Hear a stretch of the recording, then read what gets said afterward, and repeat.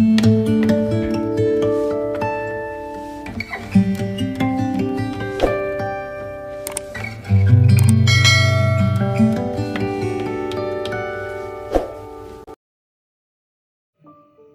بیٹھ کر خود سے سوال کریں کہ آپ کے مرنے کے بعد کتنے لوگوں کی زندگیوں پر فرق پڑے گا۔ جن لوگوں کو فرق پڑے گا ان کا خیال رکھیں اور باقیوں کی فکر کرنا چھوڑ دیں۔ مرد وہ ہوتا ہے جو غصے میں بھی عورت سے بات کرنے کی تہذیب نہ بھولے۔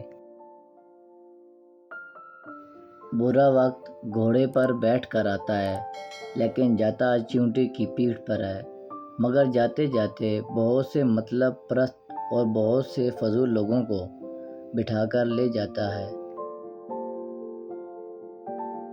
وقت ثابت کر ہی دیتا ہے کہ خدا کے فیصلے ہماری چاہتوں سے بہتر ہوتے ہیں۔ زندگی کو ضرورت کی طرح گزارو، کیونکہ ضرورت فقیر کی بھی پوری ہوتی ہے اور خواہش بادشاہ کی بھی پوری نہیں ہوتی۔ مصیبتوں کو چھپانا بھی راز چھپانے جیسا ہے، کیونکہ ان کا اظہار دشمنوں کو خوش کرتا ہے اور محبت کرنے والوں کو تکلیف دیتا ہے۔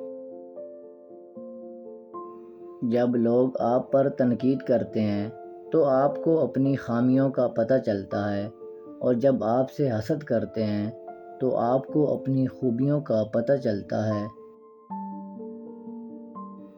کچھ لوگ آپ کے جذبات کے ساتھ اتنی چالاکی سے کھیلتے ہیں کہ آپ ہر چیز کے لیے خود کو ہی قصوروار سمجھتے ہیں۔ جو لوگ اپنی مصروفیت میں سے اپنی اولاد کی تربیت کے لیے وقت نہیں نکال پاتے، ایسے لوگوں کو پھر پچھتاتے دیکھا ہے۔ ہم زندگی کے اس دور سے گزر رہے ہیں جہاں اپنے تو ملتے ہیں لیکن ان میں اپنا پن نہیں آتا۔ زندگی کبھی کسی کو مفت میں کچھ نہیں سکھاتی۔ جب کوئی کہتا ہے مجھے زندگی نے یہ سکھایا ہے تو یقین کریں اس نے اس کی بہت بڑی قیمت ادا کی ہوتی ہے۔ دھوکہ دینے والوں کی قدر کریں، یہ بھی استاد کا درجہ رکھتے ہیں۔ امید کبھی مایوس نہیں کرتی، صرف خواہش مایوس کرتی ہے۔